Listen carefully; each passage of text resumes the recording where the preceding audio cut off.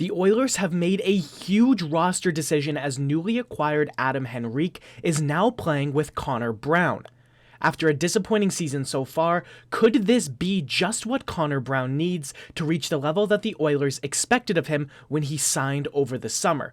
We'll discuss that, plus a surprising note on Jack Campbell and just how good he's been, especially of late, for the Bakersfield Condors. All that and more coming up on this episode of Oilers Digest, but first, 98.5% of our viewers in the past month aren't actually subscribers to our channel. If you've liked what you've seen so far from us, or if you want some help staying up to date on all things Oilers, please consider subscribing to the channel.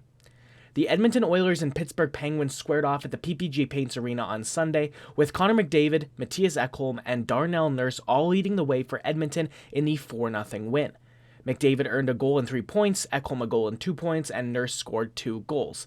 One of potentially the most important takeaways from the game came from Edmonton's bottom six, specifically a lineup move.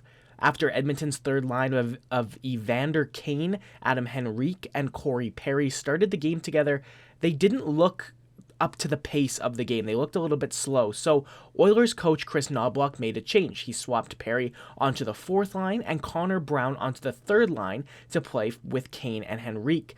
The three looked really solid together. Brown had an excellent chance in the third period after Henrique sprung him and Kane on a 2-on-1. Kane did a good job to find Brown, but Tristan Jarry made a good save. The line's offensive zone time almost did pay dividends shortly thereafter, and Evander Kane had this great chance on the doorstep denied by Tristan Jarry on a bang-bang play right in front. And overall, it has to be said that the injection of Brown onto Kane and Henrique's right wing made that line look a whole lot faster. This was no doubt one of the better games from Connor Brown of late. Upon his arrival in Edmonton, much was made about the potential for Brown and Connor McDavid to rekindle some past chemistry, because the two had played 2 seasons together in the Ontario Hockey League with the Erie Otters, a team in which McDavid was actually Brown's successor for captain after Connor Brown had moved on. That didn't work out as planned, but it is again past chemistry that could be just what Connor Brown needs to get his season trending in the right direction. And by past chemistry this time, I mean that back in 2021, the pandemic made NHL players pretty weary of traveling to the World Championships, which were going to be held in Latvia that year. This resulted in a weaker than normal Team Canada entry, which was led by a leadership group featuring Adam Henrique as the captain and Connor Brown as one of the alternate captains. After quite the tumultuous start to the tournament, Brown and Henrique were put together on the first line with Andrew Mangiapane of the Calgary Flames playing alongside them.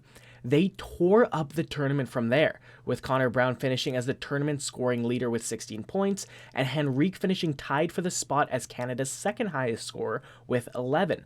Brown earned 3 assists in Canada's gold medal game win against Finland, with Henrique himself scoring a third period equalizer in that game.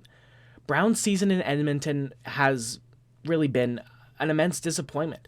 His defensive reliability and strength on the penalty kill hasn't gone unnoticed, but the now 30-year-old came into this season having scored 20 goals twice in his career, most recently in just 56 games with Ottawa in 2020-2021. Brown's no goals and 5 assists in 54 games with Edmonton this season are far below what was expected of him coming in, but the question has to be asked: will Evander Kane and Adam Henrique finally bring out the best in Connor Brown? This is a player who, as mentioned, scored 16 points in 10 World Championship games on a line with Henrique. Evander Kane's offensive ability could really help Henrique and Brown. Whether it clicks or not, it's no doubt this is something to watch for the Edmonton Oilers as they march towards the playoffs. The other thing worth touching on today is Jack Campbell. Campbell recently was named the Bakersfield Condors Player of the Week, going 2-0 and stopping 64 of 65 shots in wins over the Colorado Eagles and Henderson Silver Knights. So far in the AHL this season, Campbell's posted a 14-11-0 record with a 2.77 goals against average and a .915 save percentage. Add to that 2 shutouts as well. I think every Oilers fan would agree that if Campbell is going to be paid $5 million by the team until 2027, the best case scenario is that he's playing effective NHL hockey in the process.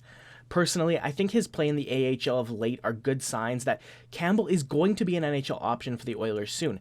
you could make the case that he already should be, but Edmonton's weariness to recall the man they call Soup is likely to do with the fear that Calvin Pickard, who has performed admirably himself this season, would be lost to waivers if he is placed there.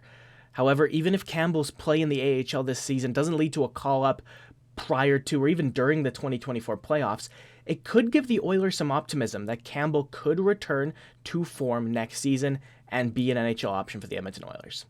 While we're on the topic of Edmonton Oilers goaltending, it might actually be worth taking a look forward at what the options are for next season and how each of these options are performing so far this season.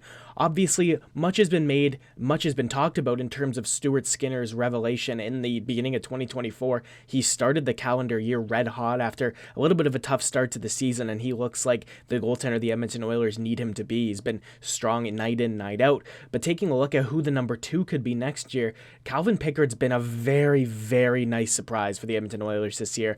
9-4-0 with a 2.27 goals against average and a 919 save percentage. Those are excellent numbers since his recall in 14 games with the Edmonton Oilers. And taking a look at the other man in Bakersfield with Jack Campbell, Olivier Rodrigue has a 14-7-4 record this season with a 2.69 goals against average and a 918 save percentage. Overall, those numbers are better in the AHL than Campbell's are, and as much as Jack Campbell returning to form would be awesome for the Edmonton Oilers, having Olivier Rodrigue as an option in the AHL as well is huge.